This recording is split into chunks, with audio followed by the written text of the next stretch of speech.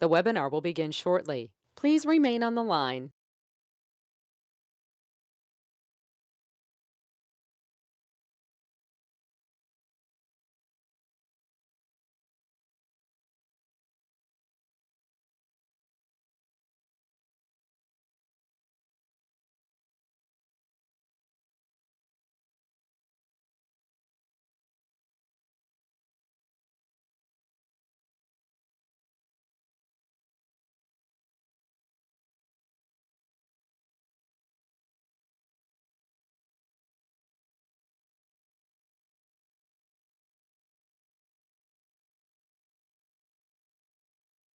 The webinar will begin shortly. Please remain on the line.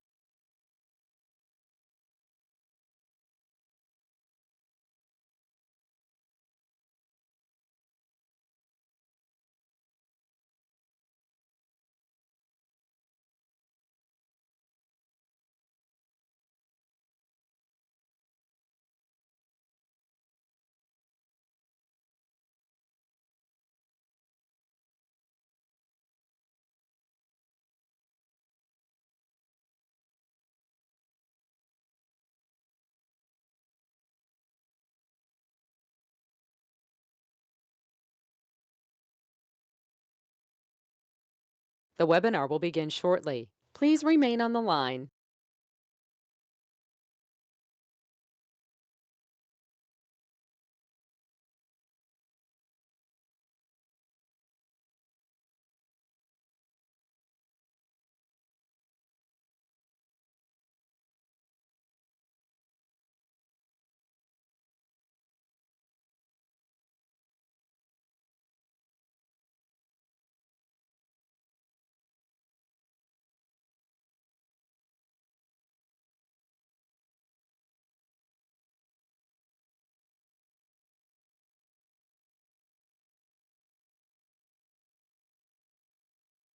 The webinar will begin shortly. Please remain on the line.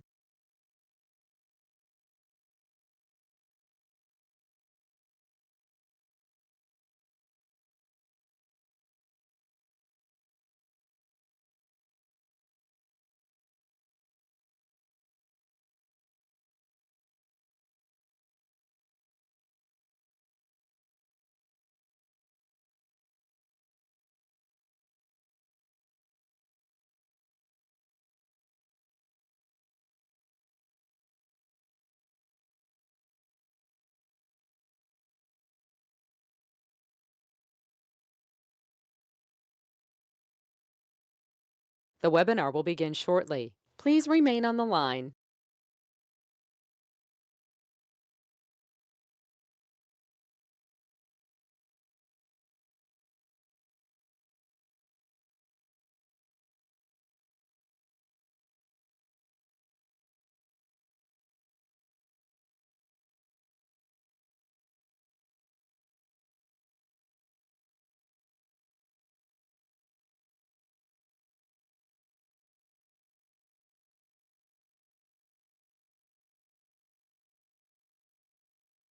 The broadcast is now starting. All attendees are in listen-only mode. Good evening, everyone. This is the Select Board meeting of Tuesday, March 9th, 2021. And we'll start by the Pledge of Allegiance, led by Tom tonight. I pledge allegiance to the flag of the United States of America, and to the republic for which it stands, one nation, under God, indivisible, with liberty and justice for all. Okay, and just to do my usual preamble, this meeting is being recorded. Any questions or comments that are received from the public become part of the public record here. And if you have a question or comment, could you please write them in the question box that appears on your screen, because even though we do have the icon that you can raise your hand, it's easier for us to see the questions or comments in the question box, and sometimes we miss your raised hands. So thank you, everybody. Our first order of business is open forum. Anita? Yep, I just wanted to let people know I've been working with the League of Women Voters to host an event or create an event for March 19th at 7 p.m. It's called Get Involved Youth Edition. Peggy Lou, who is a WA student, has really been spearheading it, and it's just to give some ideas to youth about different ways to get involved.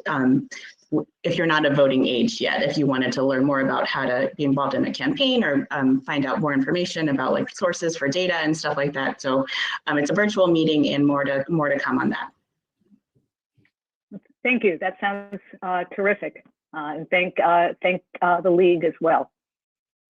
Tom? Just a quick mention that Westford Cat did a nice summary that I'll put in chat, a link to it, of many of the public service coverage events they did during the course of the year. So it's a great public resource and covers a lot of important news. So if you have a chance to check it out, please do. I'll put the link in chat in just a minute. Great, thanks, Tom. Scott? The answer is March 30th. The question is, you are interviewing for a new police chief, and I have questions on the process or questions I would like you to ask him. How do I do that? Well, March 30th, Anita and myself and the rest of the interview committee will be having a open mic night, if you will, on a call like this to about 10 minutes to sort of describe the process of how we go about picking a chief from the civil service, and then a chance for the town to ask questions of us to make sure they get addressed if it's possible within the civil service process. Great, thank you. All right, and then finally, I would like to follow up on a comment that Scott made at our last select board meeting, in which he mentioned and thanked the Board of Health. That was based upon correspondence that we got from about the Board of Health and just exactly what they've done over the last year. I would like to, on behalf of the board, the select board, recognize just the remarkable job that the staff of the Board of Health has done in responding to this pandemic. They have been on the front line since the very beginning, and they have worked tirelessly to stay updated on the ever-changing data and to keep the committee and all of us here in Westford informed. They have expended countless hours in tracking the incidence of coronavirus here in the town, and then do the full tracing that needs to be done. That often takes hours of their time to do that. And it should be noted that while they have been responding to the pandemic, they have also been carrying out their, quote, normal duties and responsibilities, which include, continuing all of their in-field inspections that they do. They have developed educational programs around food safety and the use of plastics and drinking straws. They have developed various policies, rules, and regulations. They continue to provide ServSafe certification. They have applied for and received over $20,000 in grants from the FDA. They received a $2,800 grant to help the senior center in meal delivery and in making masks. They ran the flu clinic and managed to do that in the pandemic and to make the necessary adjustments so that anybody in town who wanted could get their flu vaccination. And they have secured $53,000 in grant money for various programs throughout the town. So, throughout the pandemic, the Board of Health staff has, just like all of our employees and staff, have demonstrated a tremendous commitment and dedication to our town, to keeping us safe. And for this, we are deeply appreciative, and we thank them, and we just wanted to recognize them here tonight for all of the hard work that they've done. So thank you to the staff of the Board of Health.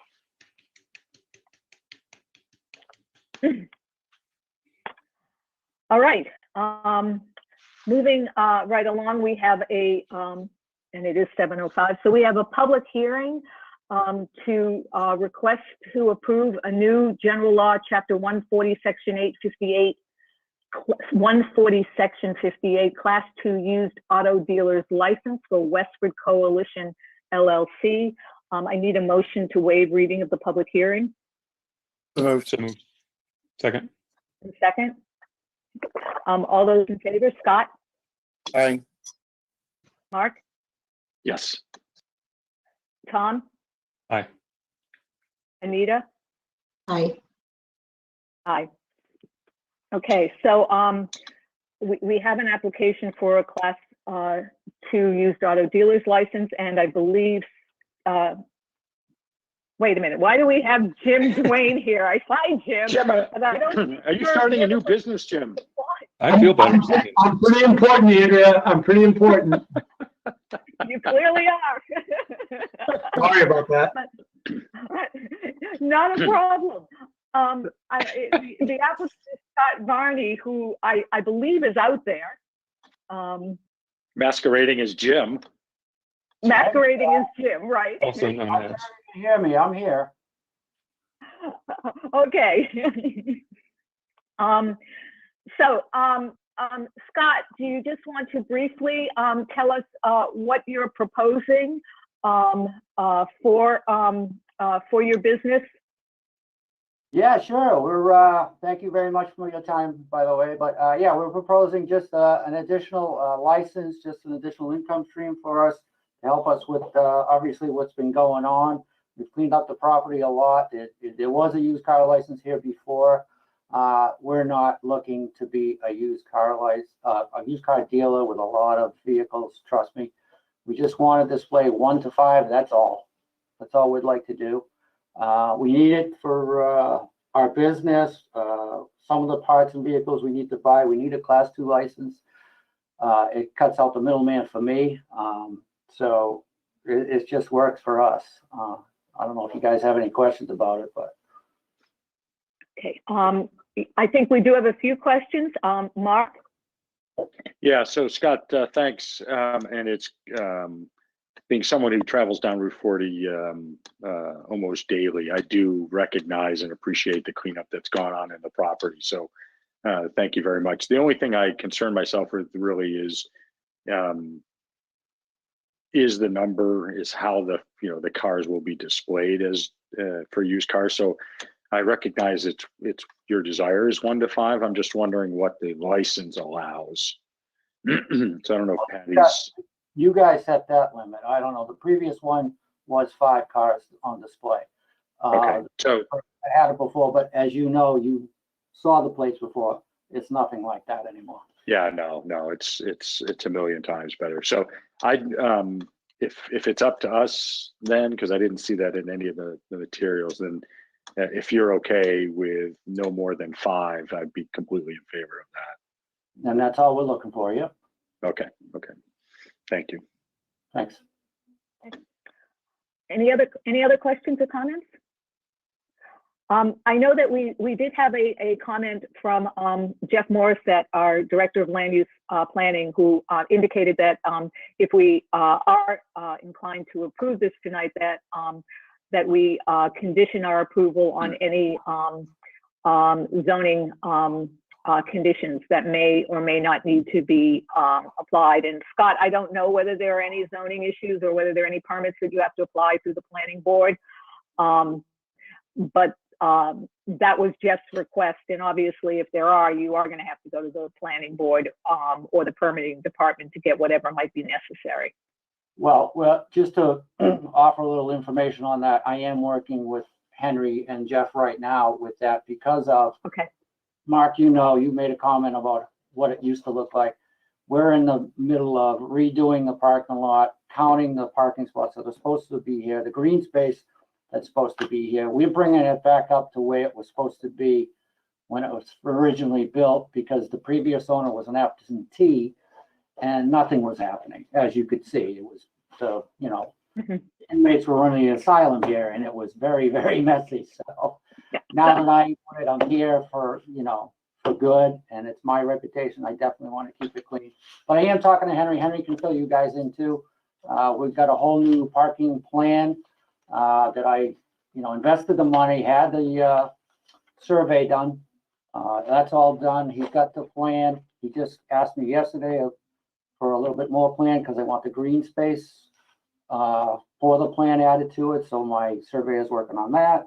So that's all in process. So if that's a question, you'll have to, I'm sure Henry will be advising Jeff as what's going on there. Great. That all sounds great. Yep. And sounds consistent with, any approval that we may do tonight. Mark? Yeah, so unless there's other comments, I'll go ahead and make a motion to approve a Class 2 used auto dealer's license for Westford Collision for no more than 5 used cars at a time, and subject to the review and approval of the planning board. Is it just the planning board?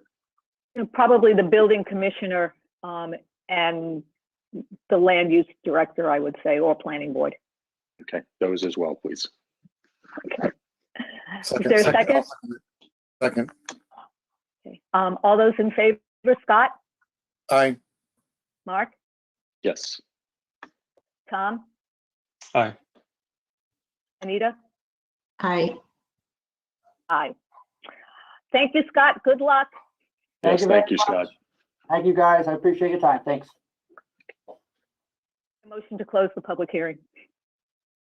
So moved. Second. Is there a second? And all those in favor, Scott? Aye.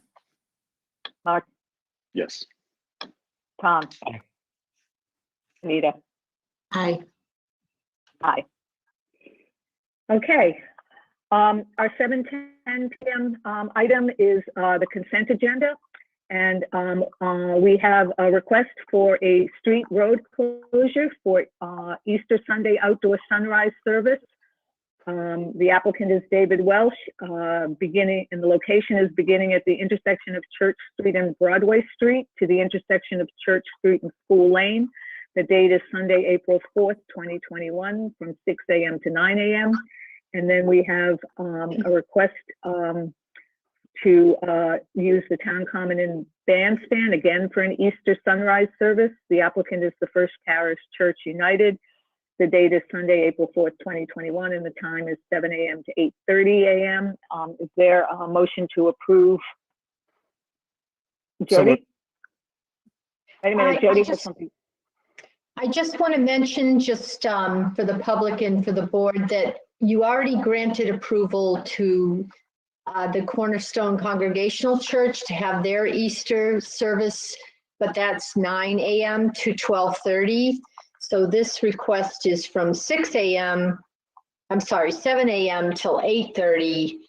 And we did notify both people, but I just wanted to let you know that you do have 2 services, but hopefully they won't be overlapping.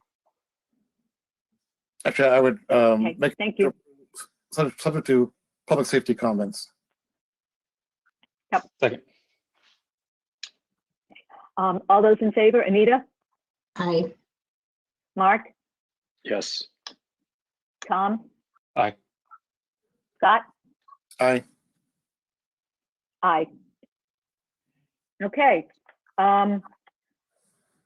So our next item is a community update on the COVID-19 situation and impacts on town operations during this period. I asked Jennifer Claro to come and speak at our meeting and to the public about the services that the Senior Center and the Council on Aging are offering in light of a response that I saw that she gave to a resident. And I thought it would be helpful for all of our seniors to know what services are out there and what help they might be able to obtain from the Senior Center or the Council on Aging in light of the difficulties that some of them are having trying to arrange for vaccination. So Jennifer, good evening, and thank you for joining us. Yeah, thank you. Yeah, so it has been quite a challenge, but we've always kind of been kind of outside the box thinkers, and just always trying to find solutions and trying to make things simple. And so I kind of want to preface that I want to recognize Jody and also Jeff Stevens for just their partnership and helping find some options for our seniors to be able to get vaccinated once we learned that the health department wouldn't be able to receive the vaccine like we were anticipating, and to be able to set up a vaccine site in town. So with Jody and Jeff reaching out to the CEO and the CFO of Lowell General Hospital, we were able to secure scheduled block appointments, first for our residents age 75 and over. And now, of course, we're serving those that are age 65 and over with 2 or more health challenges. So that has been working beautifully.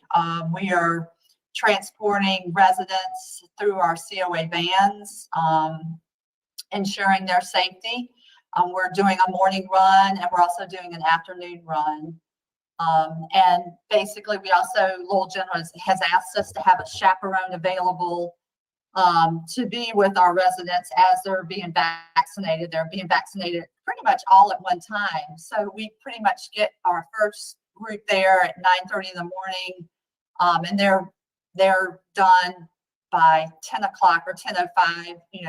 If someone has a reaction, it might be a little bit longer.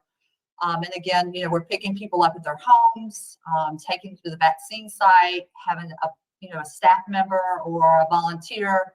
Right now we have Bill Bulow in the community that has been working alongside Annette as a chaperone. And I'm really glad, Annette's worked really hard on scheduling appointments along with Bob Rafferty.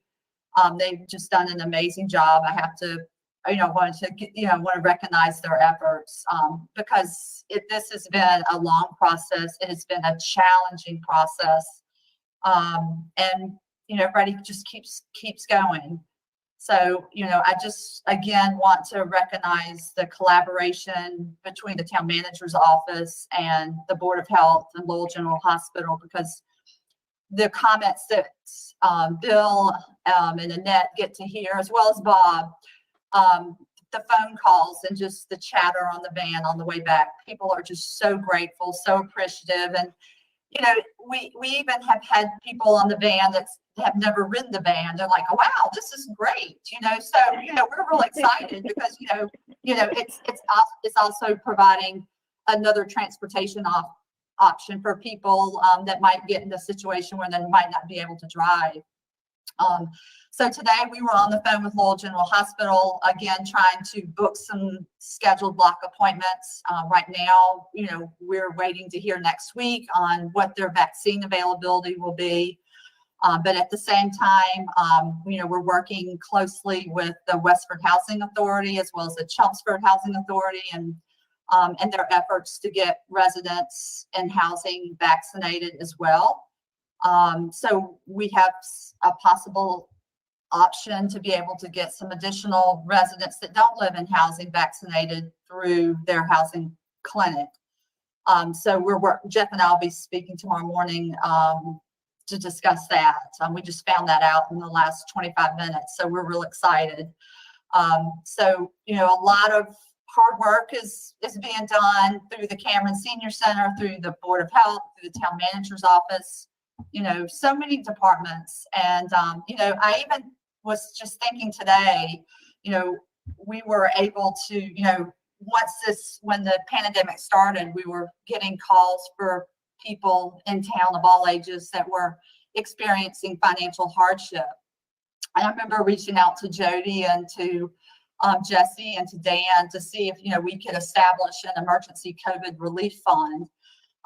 We were able to figure out how to do that. And it has just been a godsend to be able to have funds available through the generosity of the community to be able to help people. So A lot of good work is being done, and just excited to be a part of it. And again, just, want to thank Jody for her leadership, and, just the continued partnership between departments, dealing with things that we've never had to deal with. And again, having, the support and the freedom to be able to figure things out. And the trust that's been given by Jody and the select board. So, just thank you. Yeah. So we're excited. We're seeing the sunlight, I think, at the end. So that's all I have to share. And if anybody needs assistance with getting a vaccination, we're here to help at the Cameron Senior Center. They can just call 978-692-5523. So, any questions? Great, Yeah. thank you. Thank you, and Jody, hang on 1 minute. Thank you, Jennifer, and thank you again to all the staff at the Senior Center, and Annette and Bill and everybody who's been working so hard to help our seniors and to keep everybody here in the community safe. Jody? I just want to say, Jennifer, please, you gave me way too much credit. Jennifer has more passion, drive. She is tireless on behalf of our seniors. And really, I've never met anybody that's got more passion for their job and care and concern, and the Council on Aging too. So she's the driver, and you've done an excellent job. So thank you, Jennifer. Thanks, Jody. Tom? Jennifer, just much gratitude for everything you're doing. And I know that there are other wonderful things you're doing too, helping seniors get access to technology to be able to communicate with family and other things. Anything that that we should go out and help work to promote? You mentioned the COVID Relief Fund. I know that's been really valuable and is open for donations. Anything that you'd like to ask for that we can help go out in the community and promote and try to corral more resource for you? One of the things, and we're working on it right now, so I don't have a ask right now, and some people would be like, I can't believe you're saying that, but that's true. But we are, one of the things that we did realize is that our senior housing communities don't have access to internet. So we are working on that right now. So that might be something that we come back, whether it's to Capitol or we might not, but we are working on that with the Westford Housing Authority. Basically, the Chelmsford Housing Authority, their senior housing communities do have internet accessibility, but that is something that we did learn about, and that again came about when we were working on the technology drive that Bob Rafferty created that excellent video. So again, I have to recognize Bob for his creativity as well, but that might be something that eventually we might need some assistance with, but we'll certainly let you know. But I appreciate that. Thank you for asking. Okay. Well, thank you very much, Jennifer. And again, thank you for you and your staff and all the hard work that you're doing to keep our seniors safe and to address their needs and help them through this incredibly challenging time. So thank you. Thank you. Okay. Our next item is, Jim, this is you now. Consider Recreation Department's proposal to recall limited staffing in preparation for resuming spring and summer programming and operations and the Westward Partnership for Children After School program in the fall. Hi, Jim. Hi. First of all, I apologize to the board and to Mr. Varney. We had a little bit of a laptop fire drill, and thank you to Mike Wells for at 6 o'clock managing to get a spare laptop configured and up and running for me to be able to attend. And when he turned it on to test it, I showed up on the screen at the exact wrong time. My apologies. No problem, really.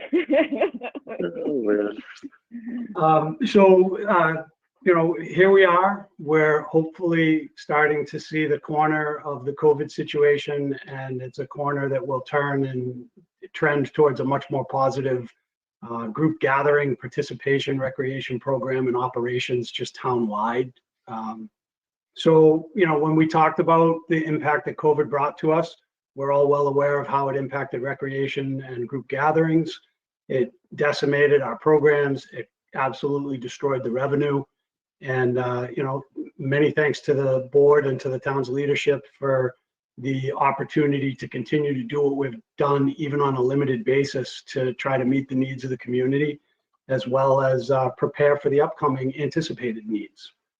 At the time that we furloughed our staff back in November, we did talk about what it might look like in the coming year, and that there would be a need for us to recall some staffing at some point in order to meet the demand and prepare for the anticipated demand. And we're at that point now. What I've put in front of you tonight is my best anticipation for a phased recall of the staffing support that was lost, so that we can gradually start to return to more normal operations, but so that we can also, right now, which is a critical time, do all of the back end logistics that are needed in order for us to turn the switch and run the programs when the spring and the summer start. And all of that is a critical component in terms of staffing returning, so that we're prepared to once again pick up the fall programming for the after school program. To that end, we've met with the school's leadership. We've talked to them about the opportunity to be back in the buildings. At this point, they see no indication that we wouldn't be back in the buildings. They're anticipating a full return to school in the fall as of right now. So we are moving forward with a program planning that anticipates we'll be back to pretty much close to normal operations throughout this summer and into the fall. So what I've put in front of you is, again, my best anticipation of a gradual recall for staffing that will be a little bit financially responsible in delaying some of the expenses we incur and trying to match that to the anticipated timeframe that will need that functionality. And I'm happy to answer any questions I can. Yep. Mark? Yeah, so 2 points. Thanks, Jim. So the first one is the state came out today and said the 3 to 5 is back full-time April 5th. Yep. So with no option for remote or hybrid. So I don't know how that's factored into what you're planning, what you're presenting, because I know that's new news as of today. So one, I'm interested in how that affects what you laid out in front of us. And the second one is, so I saw the expenses, but I didn't understand, or I didn't see something that showed kind of what the net cost impact is, because I know there's some revenue potentially associated with those expenses. So I presume that's one of the reasons Dan is around. So I'm interested to know what the net effect is for this fiscal. So it's magic. You say someone's name and up they come. Yeah, except we didn't say Jim's name. It magically showed up before. So I thought of him though. Oh, okay. Mark, it may make sense for me to give you a little bit of information about your first question first. Okay. Right? Yeah. But and then talk to the revenue. So yes, clearly there's a new directive statewide related to schools. That presents some major challenges for us, right? That in order for us to be able to get back up and running an after school program, first of all, the sites haven't been accessed for almost a year now. And I don't know what the logistics look like inside the schools in terms of how they've configured their space to meet the needs that they've needed to meet in the last several months of hybrid learning. We have lost some staff to the furlough permanently, people that have found other employment. So that will impact our ability to bring a program back on short order. And, there's a whole logistic behind some certifications and trainings that need to be re-upped that haven't been able to be accomplished while staff is on furlough. The discussions with the school department is that they didn't anticipate us needing to be back in the schools to offer an after-school program in the spring at any point before the end of the school year. That directive from the state is new. In order for us to accomplish putting any type of a after-school program together before the end of the year, it would be a very difficult task for us to overcome. There are several logistical hurdles that need to be addressed. And, as the director of the department, my recommendation would be that we focus our available resources on preparing now to be able to offer effective and top quality and safe summer programming and prepare for the return to the after-school program in the fall. You know, I'm happy to entertain trying to do something, but it will take us several weeks before we have any indication as to whether or not we even have the staff or the appropriate certifications or the space. And then we've still got to run a registration, get all of the back end paperwork and documentation associated with the students. Not to mention, if we're running at limited sites, then there are some transportation logistics that need to be addressed. So it's a pretty big undertaking to come out of the furlough dormancy that we're in and try to go back to running a program. Whereas last fall, we had that staff running the summer program. So when we transitioned to attempting to run that program in the fall, that staff transitioned right on to program prep. The situation we're in now is that's completely different. Does that answer your question? I know it's not the answer you want to hear, but No. I don't have a preferable or not preferable answer, to be honest. It's really, it was just more of the question since it just came up today. And I would imagine there's families in town who, now knowing April 5th, you know, as much as they've probably been wanting it, are like, okay, now, Now what do I do? There's a whole new set Now of what? problems. Yeah. So anyway, that was the purpose for me asking. so we had given I it some agree, Mark. thought. I'm sure that there are families out there who are wondering if we're going to be able to offer any services come the beginning of April when kids, you know, assuming kids are all back 3 to 5 or back into school, you know, and then followed, you know, closely behind by middle school students at the end of April. So, yeah. And then you had the second part of your, or the part two, you know, your second question was about revenue. And Jim or Dan, I don't know which one of you wants to answer that. So I can try to answer it.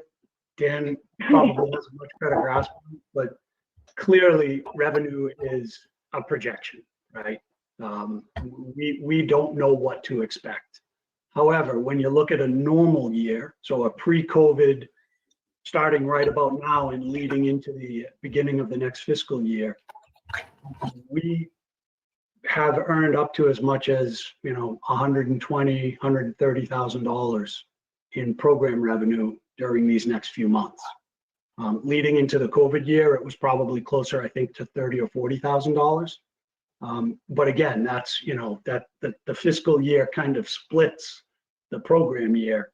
So it's a little bit hard to look at those numbers because you've got to realize that the second half of your revenue for FY22 isn't going to come until February, March, April, May, June of next year. So there is some revenue that we stand to generate, and in order for us to be prepared to do that, I've got to start to gain back some of the functionality, and that hence the phased approach, right? I can bring back my program registrar and my WPC coordinator, who's got a lot of responsibilities for immediate need related to spring and summer programs, as well as preparing for the licensing and other things that we need to do related to the fall after school program. Dan, I don't know if I captured it, but I tried. Yeah, I'd just like to add one thing is that, you know, we haven't brought in a lot of revenue this year through the enterprise. And the Department of Revenue is going to look to us to justify our budget projection for next year, which we can do using data from when the after school program starts back up. But any additional revenue we can bring in this year helps solidify our position for next year. So right now, I believe the expenses that Jim laid out there in his memo is less than $100,000. So if we could bring in more than $100,000 in revenue, we're essentially helping the recreation enterprise out and you know, generating profit there. Andrew, just to follow on to that. Yeah. Yeah, so that's the thing I'm trying to understand. So yeah, there's a little less than 100,000 in expenses that Jim has proposed. So relative to our fiscal year forecast, this fiscal year forecast, you know, assume a range of 0 revenue to do this, but and it's all preparation for next fiscal to full coverage. For me, the big question is, from a budgetary perspective or forecasting perspective, I assume we're fine with little to no coverage of revenue to do this, or are you needing a certain amount of revenue to cover? So the 100K sort of breaks even and puts us right where our projection was in financial model. So say we come up short, we have to raise $20,000 when we go to set the tax rate next October, which isn't a huge amount of money, but you know, it's doable. Okay.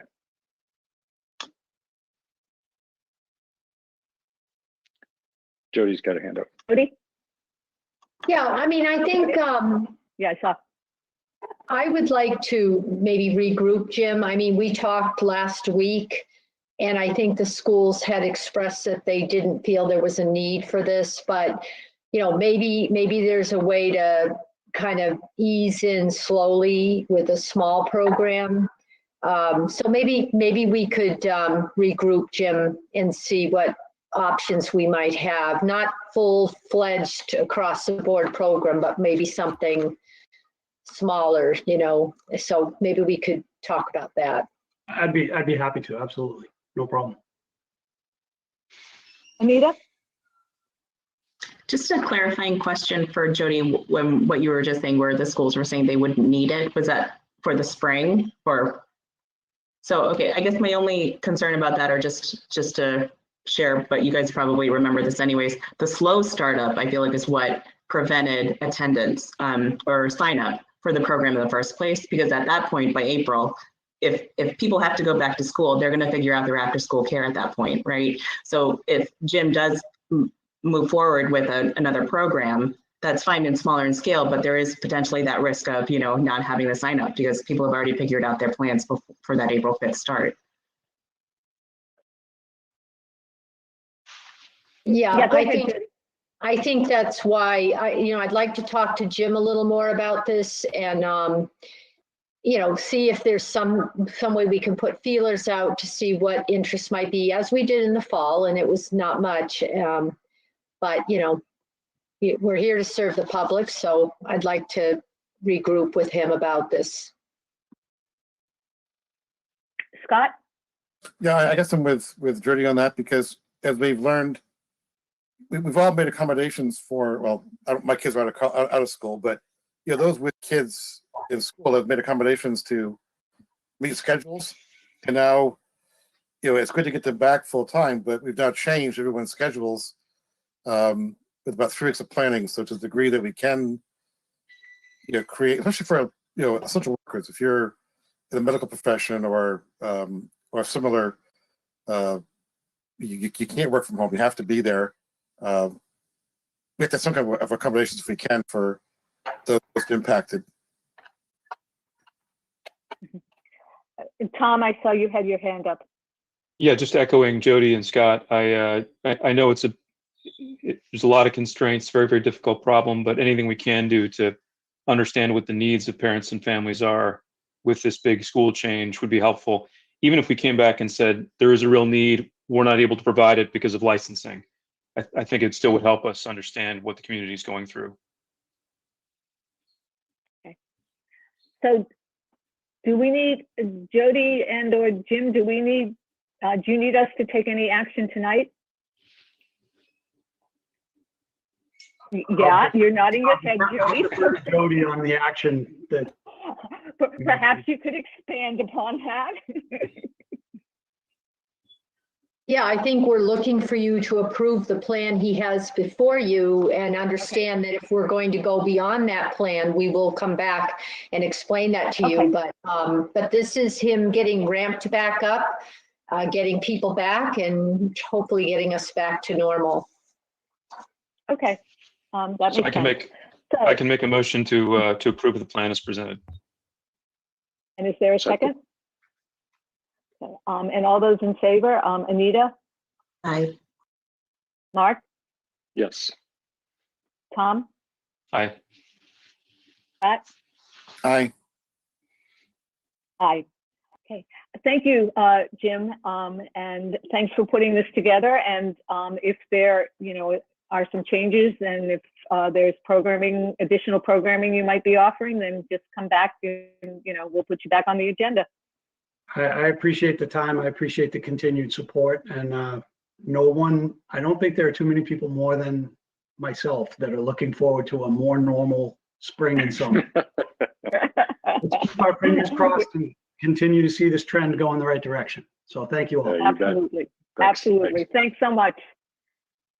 All right, we are at our 7:35 p.m. item, and this is a continued discussion of options for possible solid waste and recycling.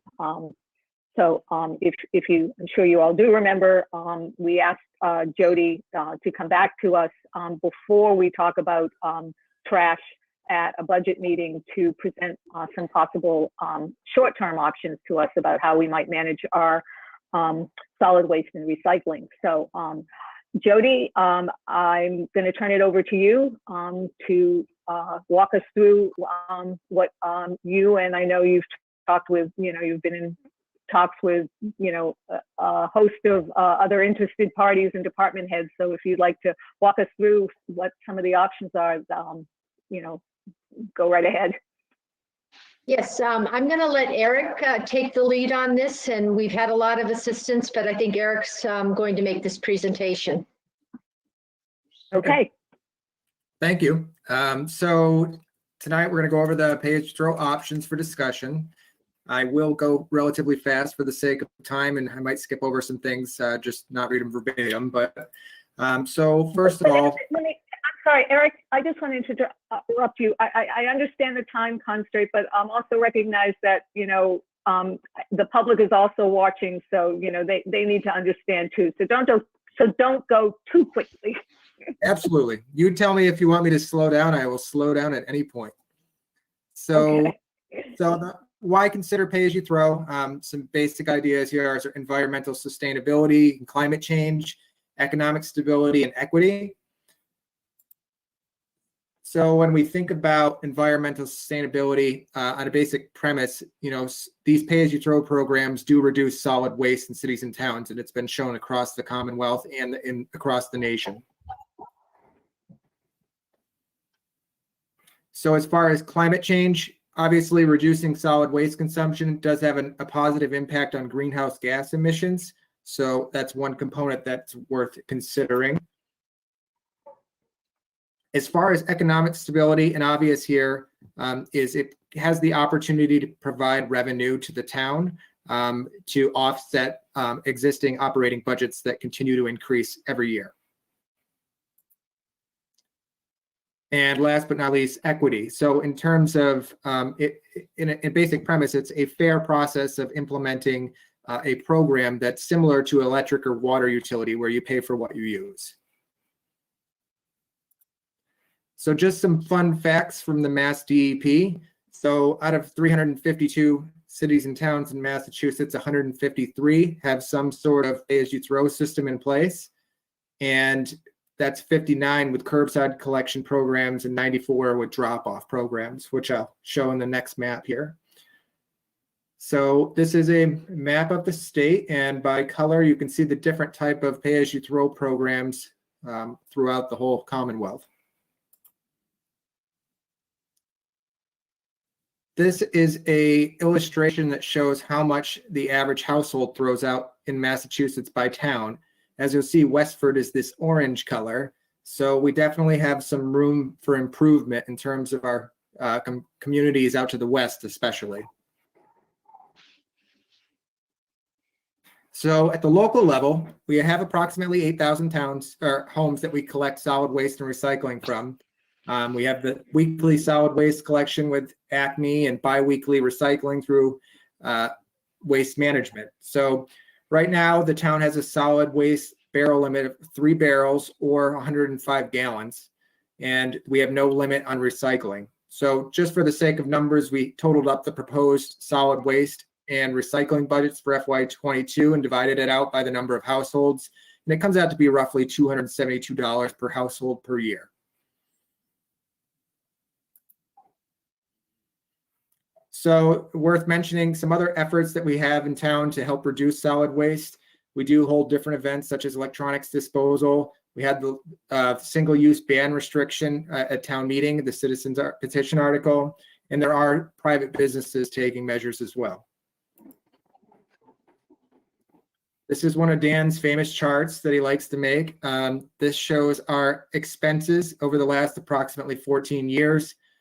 It's worth pointing out that the recycling processing fees, which are yellow at the top, they continue to increase, and this is specifically since China sword policy took place. Also, the solid waste tipping fees, which we'll go over in the next slide or two, are continuing to increase as well. So looking at the current fiscal year, the town's solid waste gets brought to Covanta, and this year we're paying $74.48 per ton to get rid of our solid waste. And we're projecting a $65,000 shortfall, which will need to be supplemented before June 30th to balance this budget.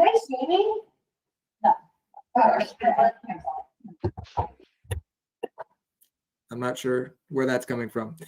Where did your face even pop up? Okay, so whoever isn't on mute, if you're listening in, could you put yourselves on mute, please? I think I fixed it. So the proposed FY22 budget, you can see here the tipping fees are actually going up to $90 per ton, so that's a significant increase. Worth noting, though, that our current tipping fee or processing fee, we should call it, for recycling is down to $51.16 for January of 2021. This varies month to month, but as of right now, it's tracking in a good direction. So overall, we're projecting an increase of about $102,000 for FY22. So one item worth mentioning, so this is our revenue history for bulk items. This, if you've ever thrown away a mattress in town or an old stove, you have the burnable for $5 or the non-burnable items for $30. So jumping right into the options. So we spent a lot of time going over different options, and we came up with some different ideas for tonight. So the first one is the bag model. You've probably seen it. This is from another town, I think in New Hampshire. On the right, you could see their pictures. So with this program, the idea is that every trash that gets thrown out by a resident would need to be inside of a bag that's purchased from the town. And the select board would set the price per bag based on the desired revenue target. So with this program, with this option, I should say, there'd be no change in how we're currently collecting recycling. So I won't read all of these pros if they come up, but a couple things worth noting. So this would be eligible for about an $80,000 grant from the Mass DEP for implementing a bag pay-as-you-throw program. And the proposed bags, there is a state contract, so the proposed bags are comprised of approximately 35 to 50% recycled materials. On the flip side, obviously the con is people have to buy bags, so it's not that user-friendly. And it would be all solid waste would have to be inside of a bag. So right now, I mean, we do require it to be in a bag, but obviously that's just one more thing that people have to worry about. So here's some basic financials we put together for option one. And the basic idea here is that the bags, we've assumed a cost of $1 each. And after we included the distribution costs and the expenses, we are estimating or projecting about $1 million revenue, which would offset the $1.4 million solid waste budget.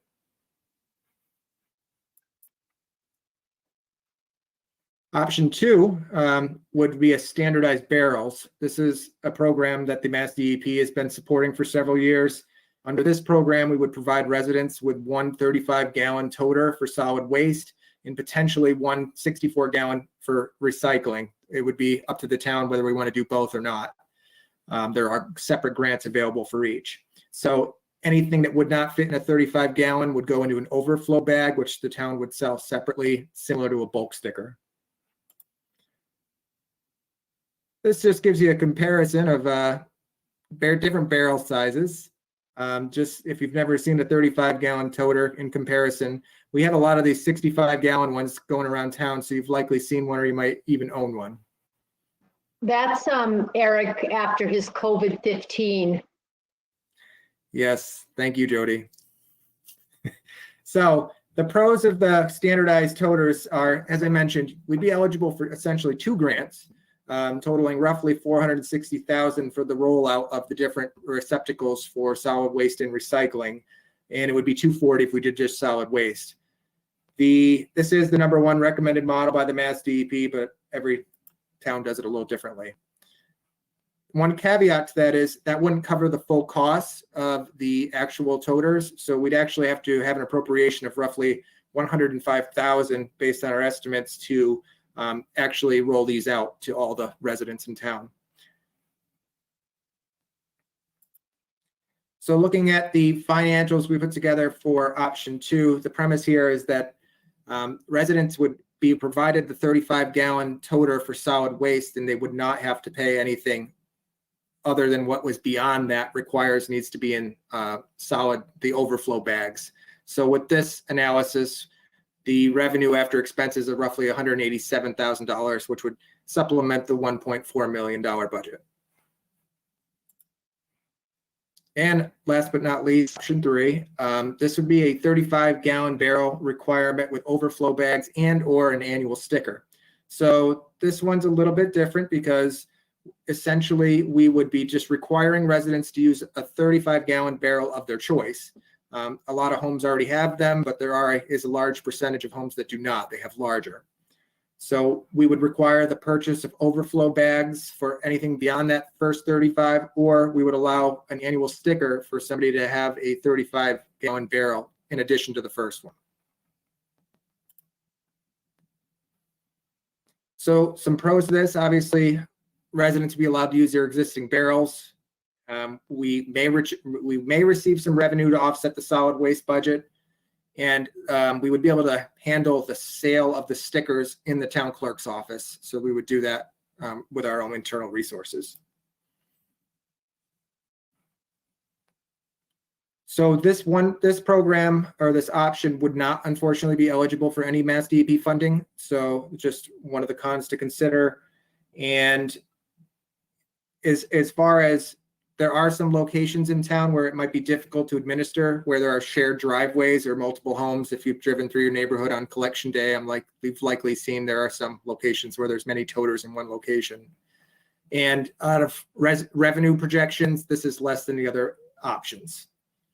So looking at option 3 financials, again, we've assumed, catch us up with me, we've assumed the $1 per bag cost for overflow bags, and we've assumed a $150 annual fee. These could be adjusted, obviously.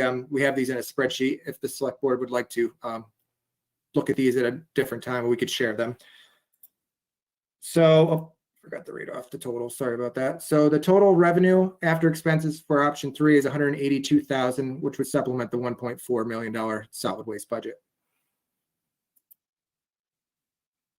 And one other item we thought it was worth considering or discussing was the bulk item fees.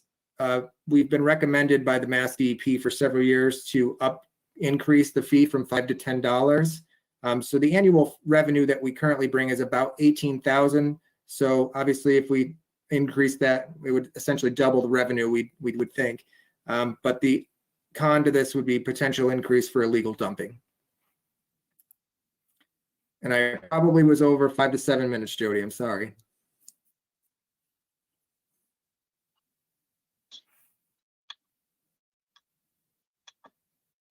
Okay. So I suspect we've got questions from the board. So Mark?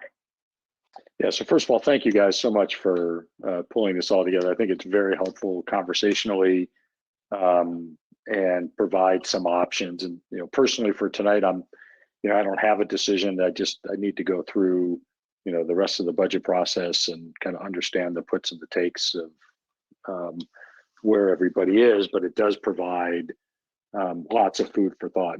I think one of the things that something like this will require for the public is convincing that we've looked everywhere else to try to help compensate for whatever budgetary issues we have. between, I think this is right, between the trash and the recycle, if I remember the chart right, we've gone up $1 million basically over the last 14 years. It's not sustainable. It's not sustainable between that and healthcare and wage increases and, you know, public safety requirements and our capital needs, you know, on and on and on.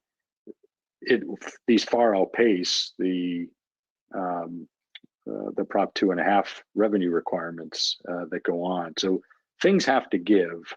And fortunately in this town, you know, Jody and her staff have done a good job of continuing to, you know, look for areas of opportunity to provide the same services in a more efficient way, which has allowed us to get on. But at some point, that becomes harder and harder to do. And so things like this become really important to have on the table. But we would have to convince, I think, a lot of people that all the other areas of opportunity have been pursued. And so that's why, for me personally, I need to wait until, you know, at least we get further down the budget process and see, you know, where things are and what the revenue projections for next year look like. You know, before we would do something along these lines. But I'm certainly in favor of making sure that it's part of the playbook and ready to pull the trigger when and if necessary. So thanks. And just to be clear, Mark, I didn't expect that we would be making a decision tonight. No, I know. About this. I really just, you know, this was my intent was to start this discussion and to, you know, make it part of the full budgetary discussion, but to start it tonight, you know, as opposed to a couple of weeks from now when this comes up in the joint FinCom select board meeting. Agreed. So Tom? You're on mute. I'm mute. just like Mark, I feel like we have to look at things that will stop the increase. I think the increase has been, I think most residents would be shocked to know how much of their tax dollars have been diverted from other essential services to provide more money for trash. So I think that we have to do something, or I strongly recommend doing something that limits that further increase. I also like the fact that that Eric highlighted the positive incentives it creates and the fact that it actually generates less waste, and that's been proven. So I think we, you know, both excellent points, Eric, and well made. I guess I wanted to think out loud a little bit, and I know we're just seeing this tonight about what the timeline would be. I agree with Mark, we need to see more of the total budget, but I do think we'd have to have a communication campaign like Mark talks about to make people aware that their precious resources, instead of going to first responders and teachers, are going to trash, and that there's an opportunity, a proven opportunity to do something more responsible. So, you know, just food for thought about how we might organize that. I also wonder if there might be a low-hanging fruit issue here with the bulk permit fee. It seems like that's strongly recommended. Whenever I get one of those things, I think $5 just seems too cheap. So I think that could be a separable item that at least could make a little bit of progress in the right direction. So I think we can look at both those. So thank you, Eric. Anita? Yeah, I'm happy to not make a decision tonight. And thank you for all of your work. I know there was like a flurry of work on this in the past week or two, couple of weeks. And also thank you to the Recycling Commission, because I know that they provided input into this, and I had some follow-up questions, and I still have more questions. And in addition to everything that Mark and Tom have just said, I have a couple of specific questions that I hope can get folded into the next conversation. And part of that is, or one of that is, I know that we go looking for contracts or estimates and stuff like that with a cluster of other towns, right? By moving towards pay as you throw, are we then kind of removed from that group and kind of like negotiate? No, okay, it's just the matter. Okay. Something else, I guess, when we're looking at sort of the larger picture of all of the different pieces. So I know that schools have come up in terms of like how much trash and recycling that they produce. And also, where does high density housing kind of fit into this? Like the condos, businesses, kind of in the bigger picture. This is very focused on households, which I understand that's the data that we have. But if we're able to have a more encompassing sort of view of the landscape. I think that helps with the communication pieces that Mark and Tom are talking about of like, where do we need to, this needs to be a full community effort, right? Not just focus on individual households.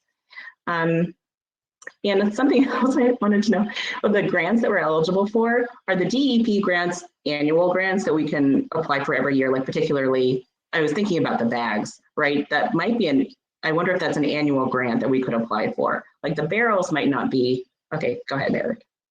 Oh, sorry, Andrea. It's okay. Do you want to finish your question, Anita, before he answers, or you can answer now? Whatever. I mean, those are kind of like the bigger ones. The other ones are just a little bit more, even more specific that I'm just not going to worry about right now. But those were kind of the bigger picture ones. So just in terms of our grants, we actually had the same question, just wanted to make sure we weren't going to miss some opportunity. And based on what we've been told, the grants do come up every year. They do not anticipate, at least at a minimum, the toter program with the standardized toters option 2. They've told us that that's their most popular program that they're looking to push out. So they don't see that phasing that out anytime soon. I can't say the same for the bag option 1, but we can only tell each fiscal year as it comes up. Just Christina Green did just write in the comments that the grants are annual. So I just add that for people's thoughts. Scott? So I'm curious. Well, first of all, I think to Tom's point, low-hanging fruit. It's ridiculous. You can buy if you can afford $1,000 for a couch, you can afford $10 to get rid of the old one, right? And a lot of places will haul it off for you, which if $5 you say I'll take it myself, at more you might let them do it. So I think that's an obvious one to look at. But my question is on basic assumptions. So if you don't put the trash into your trash can, one of two things happens. You don't buy something, or you recycle it. But we're spending $50 per ton for recycling, $90 for trash. We make these assumptions about cost savings. Are we really counting for the fact that we don't reduce costs by 100%? We reduce it by about 50 or less. If you just make that simple transfer from trash to recycling.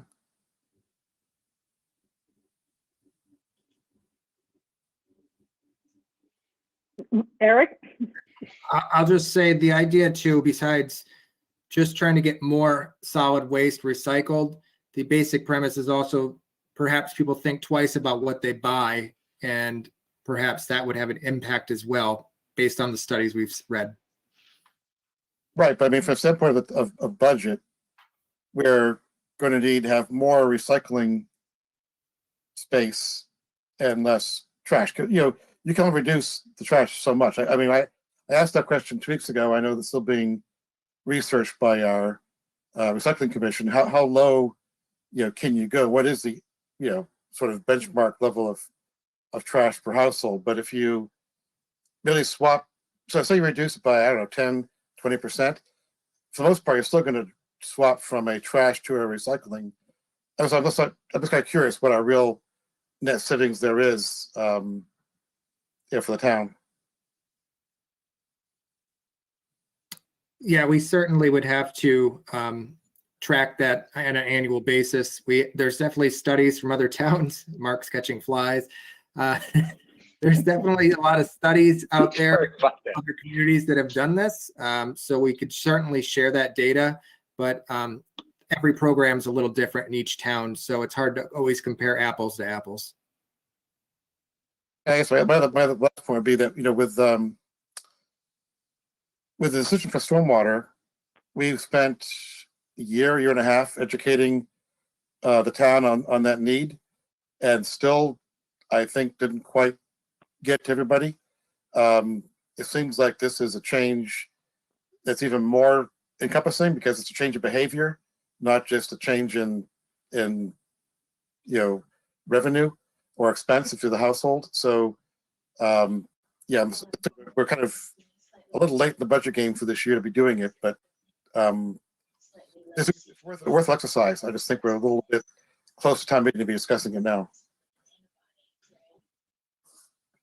Jody, you have your hand up. Yeah. So these were just three options that we came up with. I mean, we solicited other towns, and lots of towns are doing things in many different ways. And I just wanted to mention that right after I got here, I did raise the bulk sticker price to $10, but the Recycling Commission asked me to lower it again because I think they found dumping increased. So we did try it a few years ago, and we're happy to try it again, but I just wanted to mention that. Scott? Well, if you think dumping increases because you raise the sticker price of a mattress from 5 to 10, what happens to dumping when you change your trash fee from to $300 per year for bags? So I think the dumping argument kind of runs, both ways.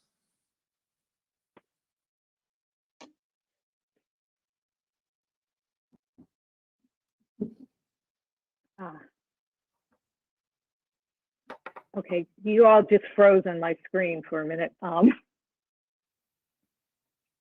Anyway, so can you hear me? Because you're all frozen right now.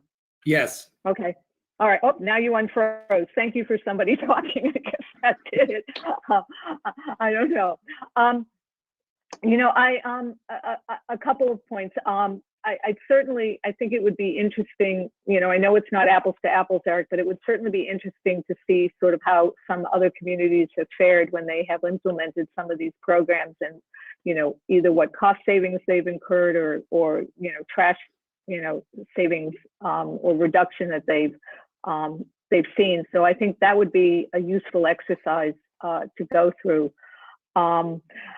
I also think I do agree with you, Scott, that we are talking about a behavioral change, and while that may not be something that we can implement in 4 weeks or 2 months before town meeting, this is a discussion I truly believe needs to happen and needs to take place. And whether it's whether we do this on an incremental basis, for example, increasing the fee for bulk materials from $5 to $10 and start a process that starts to take place over the next year or so.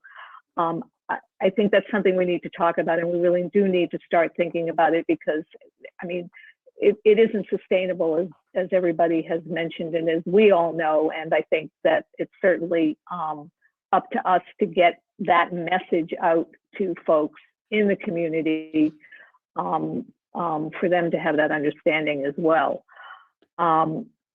So a couple of comments that we have from the public. Christina Green writes that towns that have programs where their residents pay for all trash, households usually toss about half a ton per household.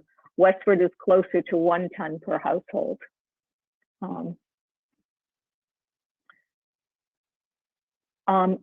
Lynn Cohen writes, has encouraging household composting or even instituting town-wide compost pickup been considered as another way to decrease household trash? Eric or Jody, have we looked at that yet? Is that something that we should put into the mix and take a look at? I'm happy to answer. So there are other programs through the Mass DEP for composting. If we're going to study this some more, I certainly can look into what options are available for grants as well on that. Okay. Elizabeth Sawyer writes, enforcement is a major undertaking by towns that have implemented pay-as-you-throw. And then Susan Thomas has written, we have made some shift already from trash to recycling composting, so Scott is right to question how much savings the town will capture without a barrel limit and a cost for overflow bags, which shifts costs from the taxpayers to individual households in order to incent behavior change. Much of the Mass DEP data compares towns at different stages when they implement or who contract with a trash vendor other than Acme, and have much higher solid waste removal costs baked in than Westford has to sustain so far. Westford remains sheltered by our wisdom in choosing our vendors. We can thank Jody and Eric for that. and all their hard work with that. Tom? I'd be inclined to agree that this requires more of a public discussion than we're going to be able to do, in the precious little bit of time we've got here.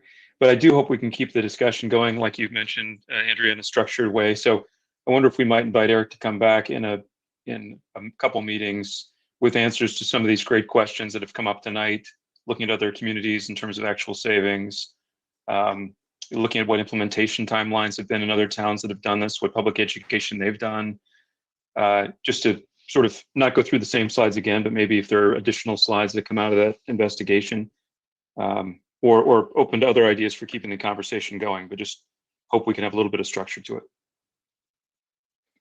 Well, I certainly intend to keep the conversation going, Tom. And I think you're right. We raise, as we start this discussion, we're raising more questions and more issues that need to be talked about. And again, I think as we talk about it more and more, the public becomes more and more aware and becomes more involved. Mark, let me just read one more public comment that we got, and then I'll take your comment. So Paul Fassbender writes, setting limits to reduce volume per household makes a lot of sense. I hope we can avoid any option that forces all households to buy at least one bag every week. A good goal would be to assure that the base plan should ideally still fit in the current tax plan. So especially low income residents see no increase in taxes and fees. Those who use more than the minimum volumes can and should pay more. Okay, Mark? Yeah, so just a question for follow-up next time Eric does come back on this is, so the 2.2 million or so that we spend between trash and recycle, I'd be interested to know how much of that is the schools and how much of that is the rest of the town. So I can give you an answer now if you'd like. Sure. So absolutely.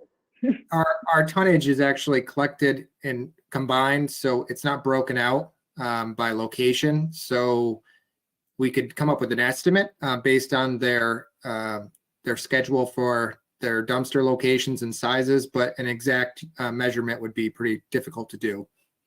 Yeah, just something rough I think would be interesting, because let's just say, for example, that it's 30%. I don't know what the number is.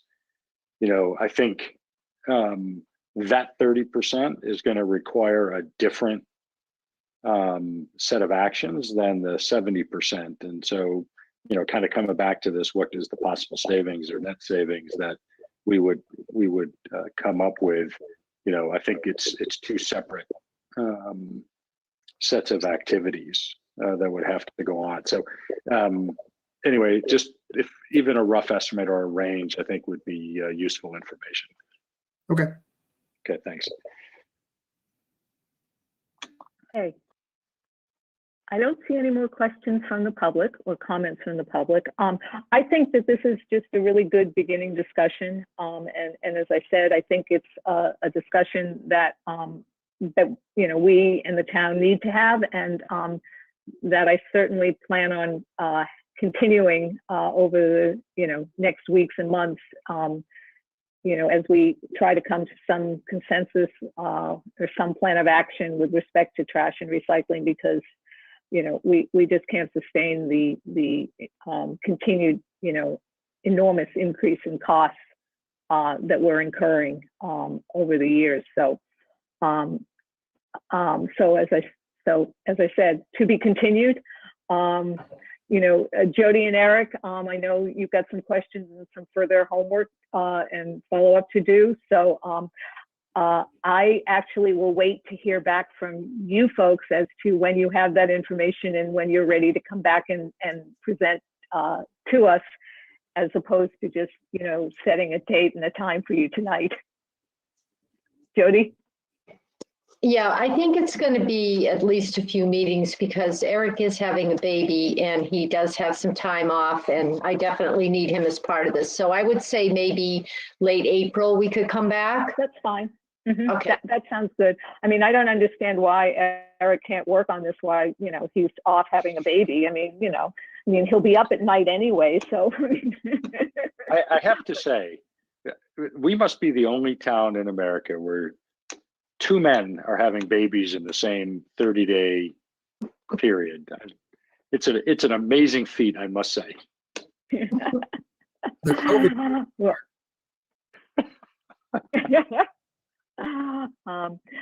Okay, and one final comment from Corey Groves, who says there was a rough estimate of school disposal tonnage in the original WRC report. So I guess all of us will go back and look at that report, Corey. Thank you for that.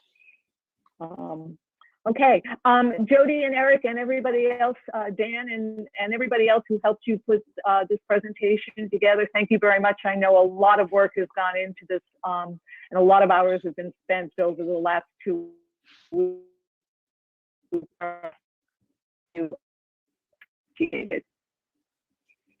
Okay. We are now at old and new business. So we have a request from the Pedestrian Safety Committee and Healthy Westward Committee to expend $80,000 from the Sidewalk gift account for the purpose of securing engineering services for the Plain Road sidewalk design between Nutting Road and the entrance to Grassy Ponds parking lot. Do we have questions? Do we need Chris Barrett to address this, or what is the board's pleasure? There he is. See? Bingo. Here to answer questions. Yes. Hi, good evening. Thanks for having me on again. This is really just a continuation of a conversation we started several weeks back with the presentation of the core Westford walkway. At the end of that presentation, both the Healthy Westford Committee as well as Pedestrian Safety asked for your support for this particular section of Plain Road that we want to design a sidewalk for. At that time, we were still looking at budgets. Capital planning did review this ask, had passed it on. We then went forward to the planning board and asked for their support for the use of the funds from the sidewalk gift account. They did pass, not unanimously, but they did offer their support for that. And so now we're in front of you today and asking for your support for the use of those funds for this project. Any questions? Is there a motion? Oh, Anita, is that a motion or a question? It's a question, and then it's going to go into a motion. Okay. I support this and stuff. I was curious why there was one opposition on the planning board for it. Do you know why that is? Yes, I do. So interestingly, the opposition was from, well, the vote, she did not vote in support, and it was actually one of our liaison from the planning board to pedestrian safety, Kate Halster. Her concern was really the overall costs of trying to do this project with outsourcing it to another company rather than trying to do a lot of the work in-house. So in some of the past projects that we've done, we've been fortunate to be able to use some of the services from Paul Starrett and Jeremy in terms of doing the survey and a lot of the groundwork. And so she was looking to see if that could happen. Unfortunately, the staff there is just completely booked up with the next item on your agenda, so we wouldn't be able to take advantage of their skills this time around. Thank you. Yes, you're welcome. So I'll make a motion. Okay, so we have a motion to support expending $80,000 from the sidewalk gift account. Is there a second? Second. Okay, all those in favor? Mark? Yes. Anita? Aye. Tom? Aye. Scott? Aye. Aye. Thank you very much. Great, thank you. Appreciate your Chris. support. Take care. Okay, next, request to execute an order of taking for the Oak Hill Road, Plain Road, and Moore Road Infrastructure Improvement Project. And I think, and Steve Cronin.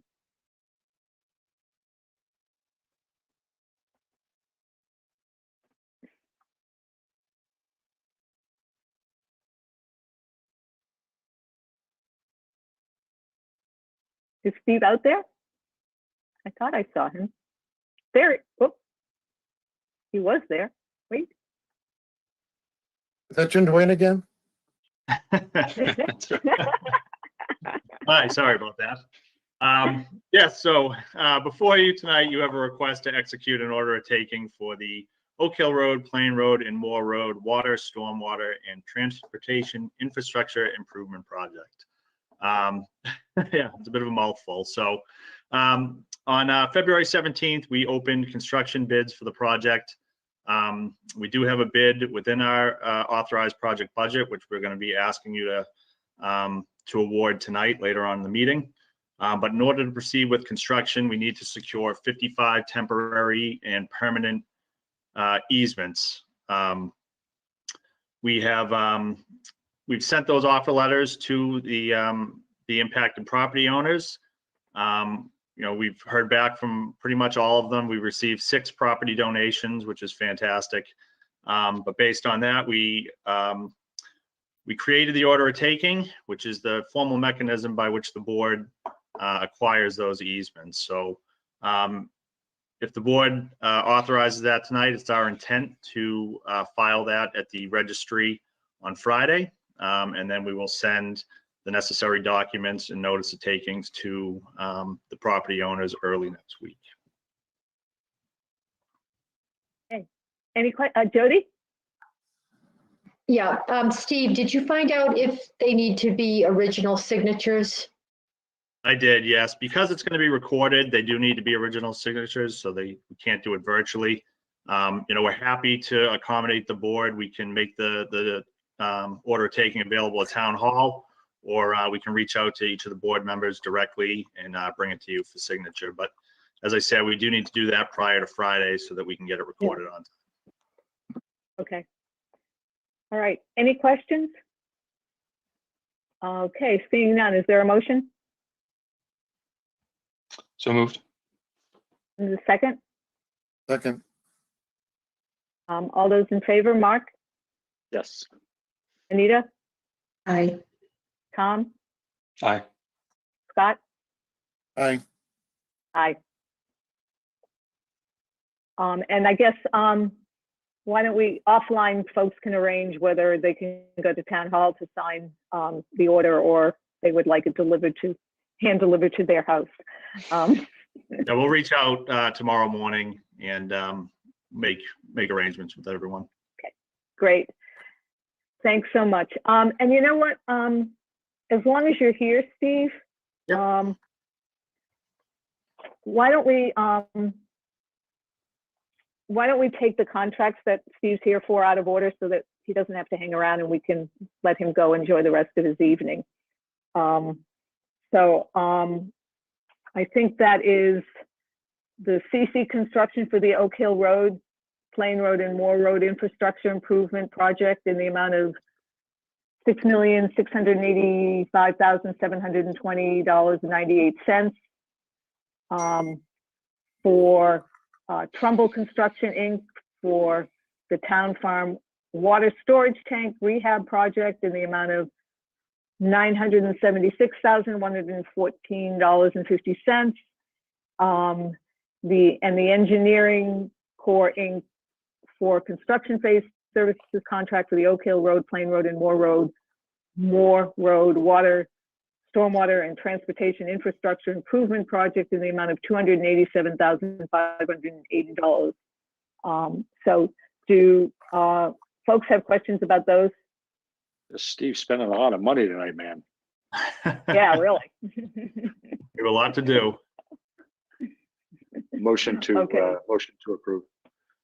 Second. All right. All those in favor, Tom? Aye. Scott? Aye. Mark? Yes. Anita? Aye. Aye. Okay. Thank you very much, Steve. Spend our money wisely. He Sure. might want to I'll hang stay. around for 22 Griffin Road in case there are any Yeah. questions on that. Okay. What's next? All right. Okay. See, back to old and new business, which is the next agenda item. Evaluate the town department's interest and consider next steps following receipt of notice of intent to remove from Chapter 61B classification and taxation of recreational land and sell the property owned by Westford Riding Academy Trust located at 22 Griffin Road. So I guess, Steve, you sent us a correspondence that in essence said the testing for a well did not work out. Is that correct? Yeah, that's correct. So we did perform a test well investigation last week.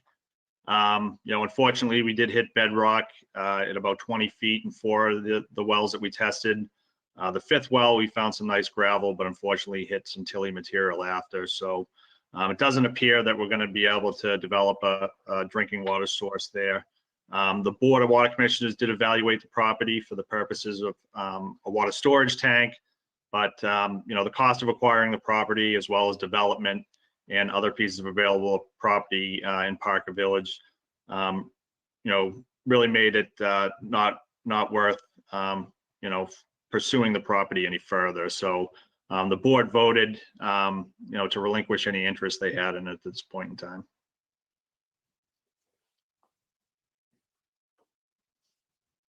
Okay. Jody? Yes, so the water commissioners are not interested, but you did get a memo from the Healthy Westford Committee who were interested and encouraged the board to buy the property. So I just wanted to be sure you saw that. And I wanted to put this on this agenda because the property owners want to move forward to sell it if the town's not interested. So time is of the essence. And also I'd like to do a shout out to thank them for allowing us to go on their property to test for the water department. Absolutely. Yes, absolutely. We thank them for letting us do that. What is the pleasure of the board? Mark? Yeah, so question, Jody, to the extent the town were interested for it, in relation to the Healthy Westford Committee, is the appraisal a commercial appraisal, basically, that the town would have to, try to compete with? Or does it act like an ag kind of property? My guess is it's more the former, not the latter, but. Yeah, so in dusting off my knowledge of these things, I believe what happens is if we were going to purchase this, we would probably want to use CPA funds if it was for walking trails and things like that. Healthy Westford did not put in an application for CPA, but I do have Dan ready if need be. We do have funding if CPA agreed to borrow for this.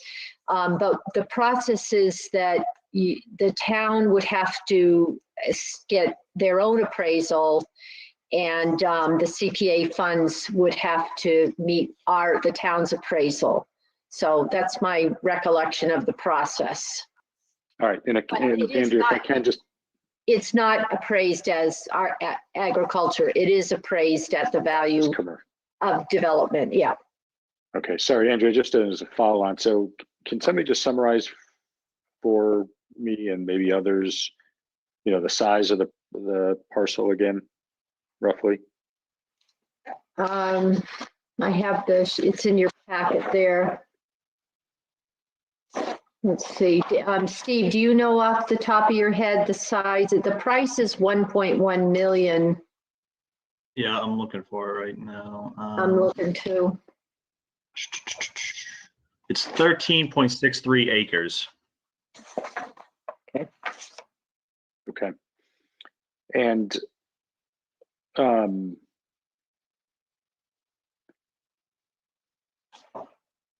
yeah, I mean, this has gotten such little conversation outside of what the water department had wanted. So I don't know how to proceed from here. I mean, if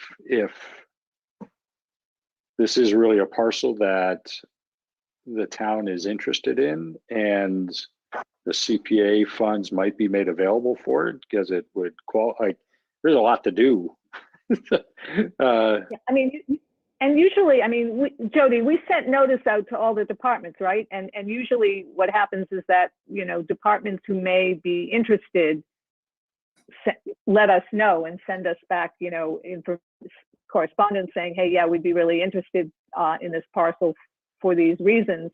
As I recall, the only department that we heard from that might be interested was the water department for potential well. And now that that has not come to fruition, I'm not sure that there's any other department other, you know, Mark, the fly you were looking at is in my house now. Seriously. But I don't think any other department expressed any interest in the parcel of land. I know that Healthy Westward has sent us a letter. But other than that, I don't believe that we've heard from anybody. That's correct. We did reach out to all boards and departments, and the Conservation Commission, I know, voted against pursuing this. The Water Department did express interest, and that was several weeks ago, and we've been working on that. We did just get this March 2nd request from Healthy Westford. I'm hearing something, but so really it's up to the board. I mean, the CPC did meet. They approved every application they got, but this was not before them. I honestly don't know whether they would be willing to meet again and consider this. You know, and I don't know if anyone from Healthy Westford's in the background. I think Chris Barrett is on Healthy Westford. Actually, Bill Harmon is, and he has a comment that he would like to make. So I was just waiting for you to finish, Jody. Oh, I'm done. Thanks. Okay. So Bill, if Eric, you could unmute Bill, and Bill can speak to us. Hello. Hi. Yes, I have some comments for you from the Healthy Westford Committee. We know that Griffin Road, there's a lot of people walking on Griffin Road. One reason is the rail trail is down at the end. But the main reason I'm mentioning that is there's an exception right where this property is located. That's a dangerous area for walking because of the curvature of the road there, and also it rises up, which is a part of Bear Hill. And so I walked there the other day and I found it was I had a really bad feeling trying to walk there. If the town were to own this property, it would be possible to have an off-road walkway there using part of this property, not far from the road, but a little better than it. It's sort of like a sidewalk, except a little farther away from the road. So that would be one advantage. Another thing that's worth knowing is there is an old historic road there that goes all the way through to the Old Lowell Road. So it connects these two roads, and that could be marked and saved as a historic road and a walkway, which would be, of course, great for walking and recreation. Another thing is that the back part of this property, well, the back half, which is a lot of it, it's 13 acres total, there's about half of that, would be mostly changed over with this subdivision, which our estimate is about 9 or 10 house subdivision there. And so there would be an advantage in a conservation sense to save the back part, the woodland back there, for the benefit of the natural environment, including wildlife and also people walking there. And then I had one more comment, which is that short of buying this, which I understand from what you've said tonight is a very challenging thing to do, it's usually possible in cases like this to have a working conversation with the potential buyer and discuss the things that would be of value to the town, because sometimes a developer like that will be willing to, will find that their plans can be adjusted to have the town take care of its interests and then proceed ahead with the subdivision anyway. That has happened before. One well-known case is right across from Rodenbush. That was very successful, but the developer went ahead and bought it anyway, and it was very beneficial. Those talks were very beneficial to the town. So those are my comments. I just wanted you to, I'm speaking for the Healthy Westward Committee. I wanted you to know that information. Thank you. Thank you, Bill. Scott? So Bill, does this land abut the rail trail? No, it doesn't. No. Griffin Road is very straight from there over to the rail trail. And as I say, a lot of people are walking there every day, but it doesn't abut it. So you couldn't really use it as a cut through then, right? I'm afraid I don't quite understand. Mark, you're shaking your head. You know what the point of this comment is? Well, it doesn't abut it. You have to I think if I remember that part of the rail trail, Bill, you have to cross the road in order to get to it, correct? Well, Griffin We Road have a comes to an map. end. Eric, could you pull up the map, please? I was trying to figure out, Bill, how much safety we're buying here. You know, if you want abutting it, you're coming off the road for a while, then coming back on the road again. So we're just cutting out a corner, right? That's all we're really doing. I'm not quite sure I understand that point of view. Griffin Road, goes from this location, which is a dangerous place, pretty straight from that point over to the end of Griffin Road at Route 27, and that's where the rail trail is. Right. So you have to walk down Griffin. You have to walk a long way down Griffin to the 27 in order to get to the rail trail. Yeah, right. So that's my point, that we're not buying a parcel next to the rail trail. We're buying a parcel that kind of makes it a little bit easier to get to the rail trail, but you still have to walk on Griffin Road. Well, there's two destinations of importance. The rail trail is one, and at the other end of Griffin Road is the Jack Walsh Fields. And people would like to walk to both of those, but this is a very difficult place. The road is very walkable everywhere else, but not right at this bend in the road. Yeah. Okay, Tom? So I have I think sort of a process question. So I can see why this would be valuable, but I guess I'd want to understand how this fits in the hierarchy of what the strategy is, what things might be coming up. Like I don't feel like I could act to do this just because it's in front of us and has an advocate without knowing, in a world of limited resources, like sort of how it ranks. So I don't know if that's a sort of question, I guess, to the rest of the board. Do we want to ask someone from the CPC to come and speak to us about how this fits in the hierarchy of needs and the roadmap that they have? Or I think Mark's point earlier was this sort of needs an advocate. I don't feel like I could make a decision to support this without understanding what trade-off it will force. And I'm not sure it's the CPC, Tom, actually, who does that priority. I mean, the CPC, reviews projects that are brought to them. I sort of looked at this as, if in terms of the sidewalk there, I mean, in terms of priorities of purchasing property, I look at, from a conservation point of view, where it fits in the conservation, commission's hierarchy of properties that they value, from, sort of sidewalk and pedestrian safety. Certainly, yes, the Healthy Westford community, but also, the Pedestrian Safety Committee and, their hierarchy of sidewalks and where they want sidewalks in the town. So I think those are actually the committees that you'd be looking for input from. Okay, Mark? thanks. And we have that input. Yeah. Yeah, exactly. Yeah, I guess that, and since the Conservation Commission said not interested, the Bills Committee is one that has stated some interest. I'm personally more in favor, given this conversation, of going with what Bill referenced before, which is,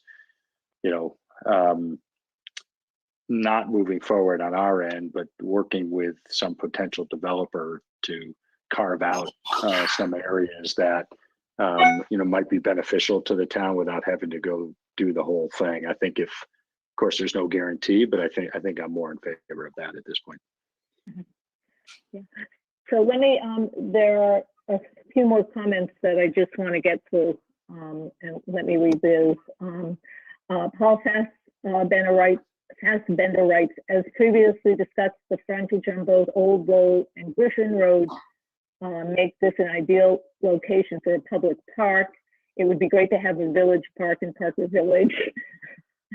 And then he follows that up. It would also provide good walking access to the Jack Walsh Field and rail trail to residents of Old Roll Road, which are all very true and valid points. But I'm,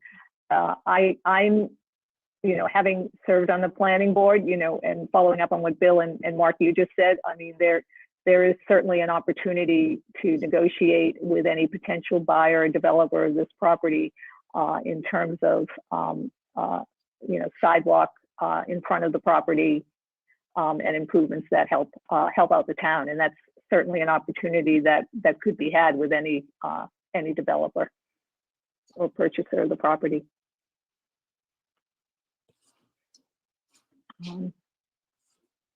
Okay, other comments or questions from the board?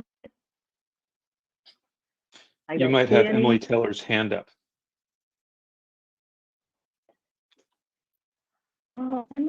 Emily, are you trying to say something? Usually it writes in the comments, but she hasn't. Emily, are you? Emily Yes, just I put would her like to hand say down. something. Yeah, I guess that sorry, means- thanks. I didn't put anything in the comments. I live in Parker Village, and this is a cherished piece of land for us down here because it's open space. And I just wanted to say a couple things. Do you know what the town's cost to have an appraisal done would be? And I assume it would be the town if you were interested in buying it. Jody? It might be $4,000 or $5,000 probably. Okay, that's not peanuts. I thought at one point they might have applied for a cell tower on this property. And I'm wondering if that could be income to the town if that were to happen. I know that they're always looking for stuff near Carlisle because the coverage isn't so good down here. That's just another idea. And we don't have a lot of public land in Parker Village. We do have the Jack Walsh Field, but that's kind of it. And so I guess I'm wondering if the CPC might be interested if they thought it was available. If nobody's applied to them, it's kind of not on their radar screen as being a possible investment in some of the money that they have.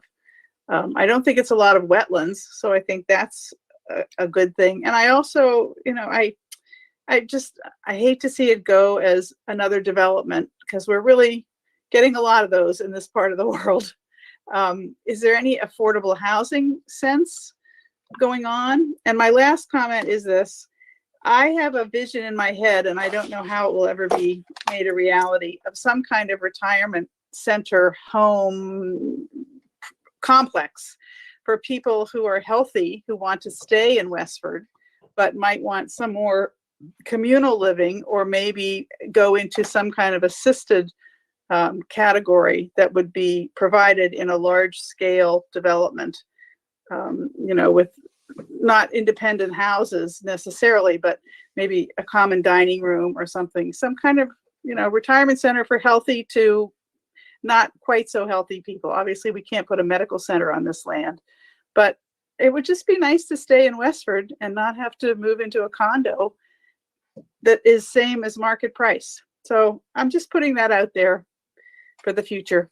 This might be a nice property for that. I don't have any developer in the back of my mind who would be willing to do something like that. Okay, Mark? Yeah, so I'm personally, I just don't think there's been enough passion or energy from all the requests that have gone out for people in this property. So I don't have any motivation to move forward on the town side. Do you want to, Mark, do you want to make a motion that we, that the town? I'll make a motion not to pursue 22 Griffin Road. Is there a second? Jody? I'll second. Yeah, your motion is really to not exercise the right of first refusal on the property. I thought I said that. Okay, and Tom, are you seconding that? I'll second. Yep. Okay. Any further discussion? I don't think so. All those in favor of not exercising our right of first refusal? Mark, Yes. Anita, Aye. Tom, Aye. Scott,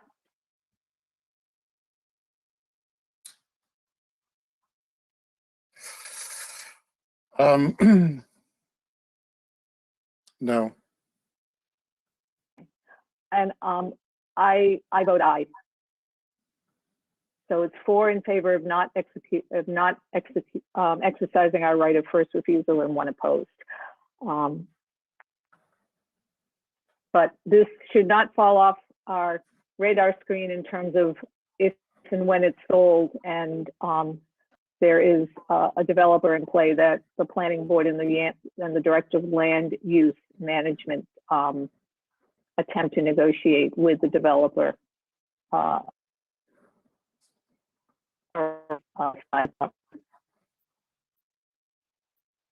Okay, thank you very much.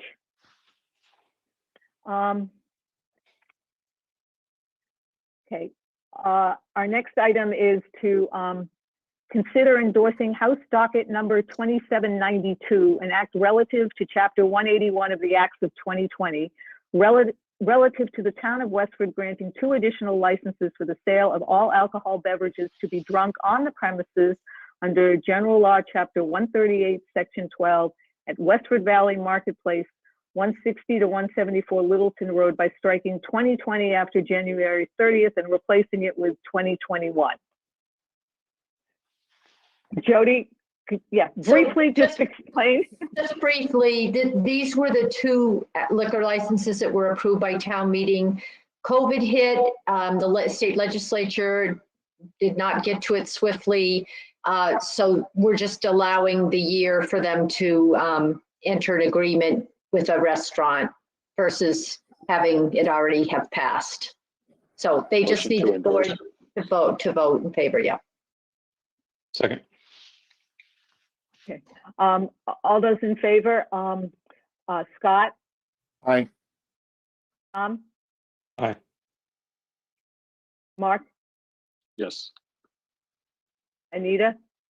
Aye. And aye. Okay. Any board reports or updates? Seeing none.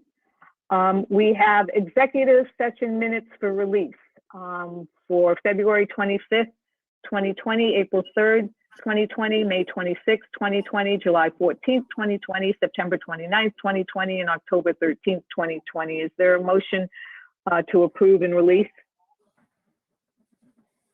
It's released, right? They've been approved already? I don't know. They've been, well, I don't know, but so even if they have, we'll approve and release. It's just to release, please. Yeah, motion to release. There's a second. All those in favor, Scott?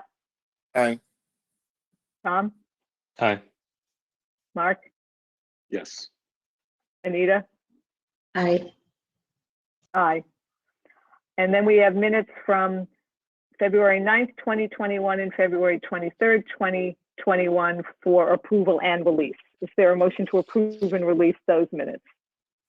So moved. Is there a second?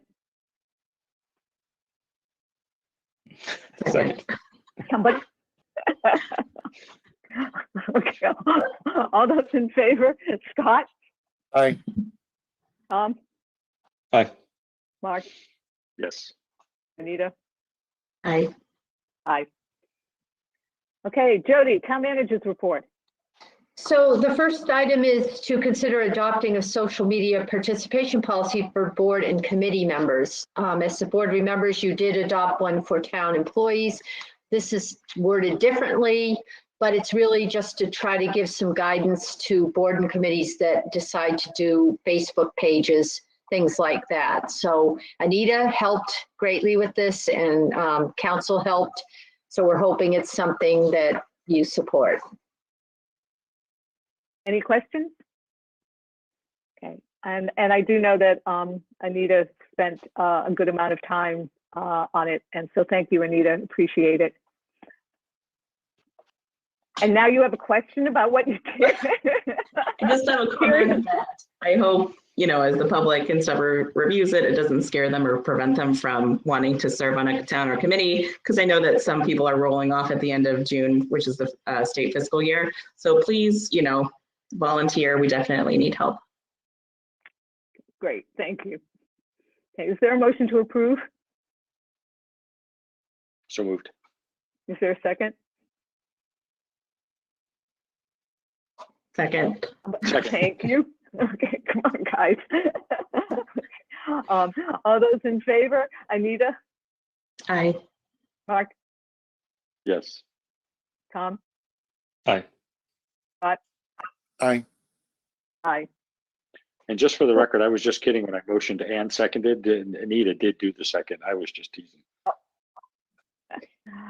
Just doing my clerk's job.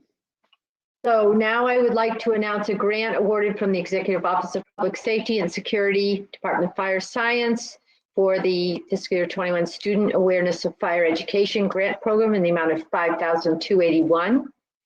And I would like to ask your approval of the contracts with Public Safety Consultants, LLC, for the Police Chief Assessment Center in the amount of $6,600, as requested by the Police Chief Promotional Panel. You did take care of number 2, 3, and 4. So I'll skip to 5, which is Mass Cultural Council for a grant awarded for local cultural council funds in the amount of $7,900, as requested by the Cultural Council, and Lee Miltz Petroleum Inc. and Getty Properties Corp. to allow permission to enter 275 Groton Road to perform environmental and geotechnical testing at 262 Groton Road, as requested by the Engineering Department. Is there a motion? Anita? I just had a question comment. So the SAFE grant program is not to be confused with SAFER that we just approved, right, to apply for a grant. And then it's actually, the students are seniors. Did I read that correctly? Did you guys catch that too? It's like older adults, is that right?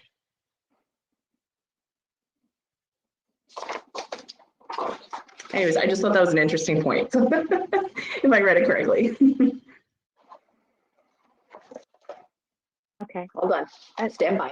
I'm looking. Okay.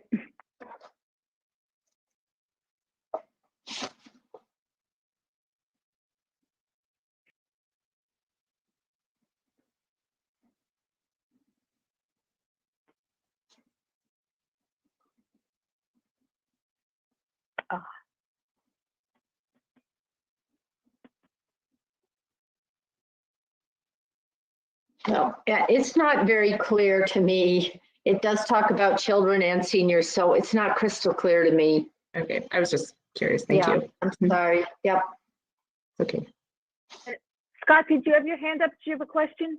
I was just going to say that, Anita, Jody, myself, the whole police chief interview panel interviewed this assessment center, and really quite impressive, very willing to make something unique to Westford, and also very aware of the challenges with DEI and policing. I'm very impressed. So I'm actually really enthusiastic for this particular contract. Great. So Motion to approve. Thank you. Second. Is there a second? Okay. All those in favor? Scott? Aye. Tom? Aye. Mark? Yes. Anita? Aye. Okay, I need to go back for 1 minute. I missed a question with respect to the social media policy. Christina Green asked a question. Could non-official members of the committee be given the right to manage a social media page? I don't know if you can answer that right now, Jody, off the top of your head, but maybe you could get back to Christina with the answer to that. I do have an answer. Okay. So I would say no, because town officials on boards are considered special municipal employees, so they are covered by the town's, public officials policy. So to just have an alternate that isn't on the committee, I think in case they did something wrong, the town would not be covered. So I don't think that's a good idea. And I think she's asking this because she's probably the one that runs the recycling commission, but she is a member of the finance committee. So maybe if you're on some town committee, that could be waived. So there's my answer. And there you go, Jody. Christina then followed up with, I'll follow up with Jody. I'm thinking of me. So you and she are on the same page, okay? I do think it should be a town official of sorts, not just a random resident that we pick. Okay. Anita? The policy does say that the boards and committees need to designate a member. And I mean, so to me, and maybe it's just interpretation, but to me, that means like an official member. Okay. All right.